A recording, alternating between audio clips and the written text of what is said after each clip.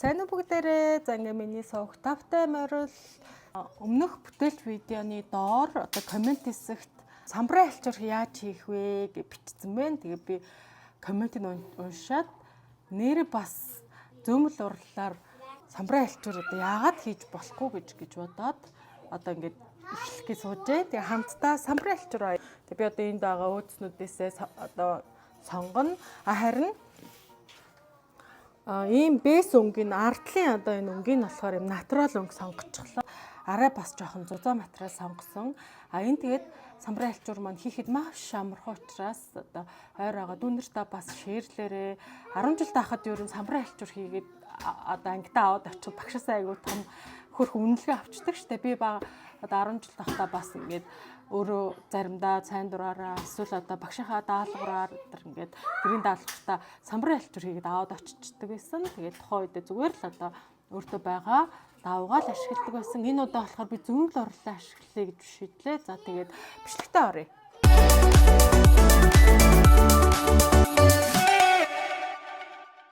За тэгээ өөдсөө сонгоё. Энэ өнгийг сонголоо. Энэ арай одоо цаанаага өнгөтэй маань арай бас зөөлөн бас тодорч өгөх юм бэ. Нэг юм хүрэн цэцэг байгаа хгүй. Тэгээ улаантай. Энийг сонгоё гэж бодож гэн. Гэхдээ давхар үзэн хэдүүлээ. Аль нь дээр юм?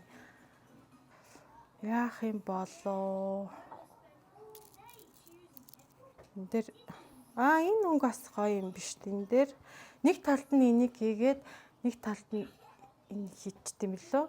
Хараа тод юм те. За тэгээ өөдсөөр хийж байгаа юм чинь. Тэгтэл одоо самбарын альчуур гэдэг бас муухай үед яах вэ хэдүүлээ. Гоё юм хийнэ. За тэгээ эхэлцгээе. За ингээд дан 2.5 инчээр зүснэ гэсэн үг байхгүй юу?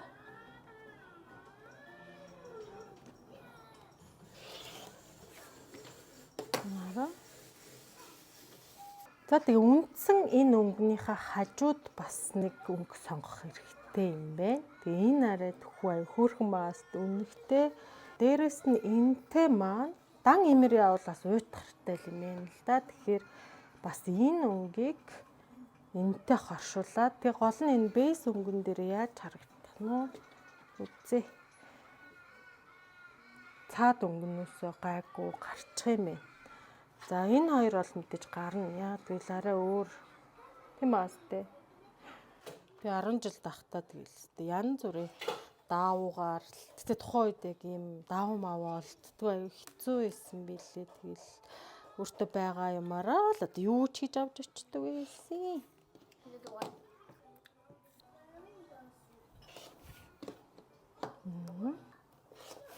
За ингээ бүгдийн л 2.5-аар. За ингээд эхнийхээ талыг хий. 2 өнгө байгаа шүү дээ. 2 өнгө сонгоцсон байгаа.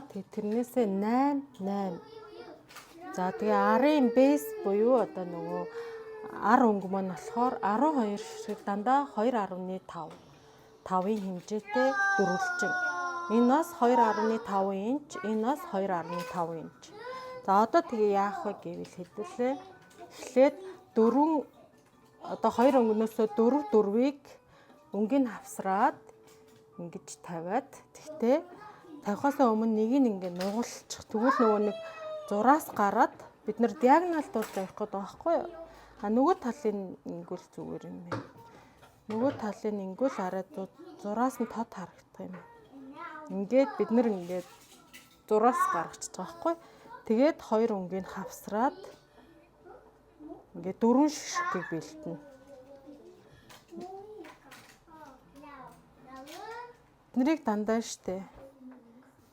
Ингээд яг энэ зурааснуудын дагуу голоор нь шулуунаар ойчноо. За харин нөгөө 4 нь яах вэ гэвэл бэс өнгөнөттэйгээ холбогдно. Бэс өнгө одоо дараагийнхаа энэ өнгө хоёрыг бас яг адилхан. Ингээд диагоналдуулаад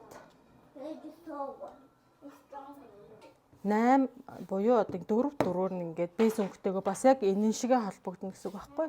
Энэ 4 нь болохоор 4 буландаа орно гэсэн үг. За тэгээд ойчоод хэдүүлээ харъя. Гаргасан зураасаараа бүгдээ нэг доорн сахаа.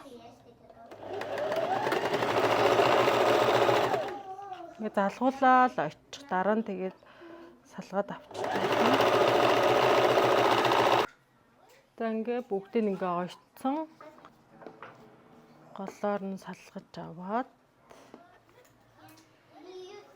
одоо энэ зураас одоо хөндөхгүйгээр яг энэ зураасныхаа хажуугаар нь ингээд зүсэд авчин тэнгүүд үлдчихээд за тэгээ ингээд дэлгээд үзэхээр ийм гурвалжин ус. За энэ нь бол ингээд хаягдл болж байгаа. За одоо эднэрийг хэдүүлээ энэ дүүд нь.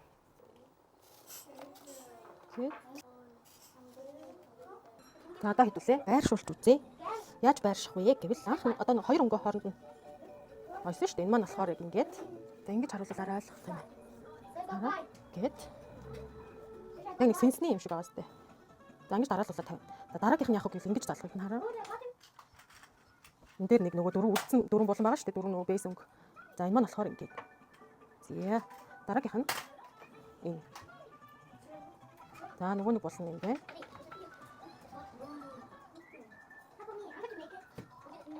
Ийм амархан. Энгийн хийтэй самбрын альчуул болох нэ.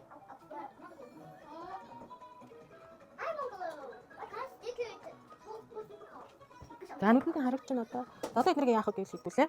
Ингээд л очин. Бүгдийг нь ингээд шулуунаар холбоод. За ингээд хоёр хээ маань болцсон. Нэг талдаа ийм, нөгөө талдаа ийм. За энэ хоёрыг ингээд энэ хоёр маань нийлээд ингээд самбрын альчуул болно шүү дээ. Тэгтээ би голд нь одоо энэ ирэмгээр нь оос авчулж байхаар шийдлээ. Дээрэс нь мэдээж ийм хөвн зулхай эсвэл та синтефон хийж болно. Зулхайг ингээд таад бол өөртөө байгаа юм ашиглана шүү дээ. Би бас өөртөө байгаа юм ашиглая. Гэхдээ ганцхан ийм болохоор арай нэмэх юм байна. Тэгэхээр хоёрыг давхарлана гэсэн үг. Тэрний үг гэвэл хээ олгоныхаа хоёр хээнийхээ ард тусд нь ингээд юуны түрүүнд улаа солино. Ул маань болохоор цахилгаан ойдог ул идэг штэ. Энийг ашиглалчтай юм бэ. Яа тэгээд амархан дөө. Нөгөө өмнөхтөр бас заасан л баг. Ингээд авчуулаад. За ингээд олсон авчуулаад ойцсон. Одоо энэ өнгөө энэ дээрээ нийлүүлээд хавсраад ойчин. Тэгтээ нөгөө нэг эргүүлэх зай үлдээн эхлээд хэдүүлээ. За ингээд ойцсон. Энд нь нэг жижигхэн зай үлдээсэн байгаа. Энэгээр эргүүлнэ. Тэгээд булангуудаа ингээд авчи. Тэгвэл арай эргэх нь амар.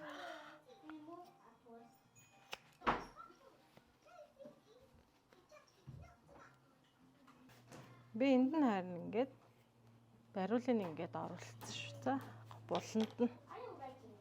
За одоо тэгэл энийг гоё эндүүдж жагаад энэ хоёрыг ингээд ойхын.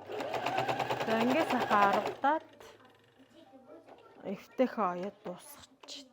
Хамгийн сүүлийн хэсэг болохоор энэ одныхоо гадуур ингээд шулуун ойдлоор яваад одоо энэ хоёроо нийлүүлээд очие. Хооронд нь одоо ширээсний оронд.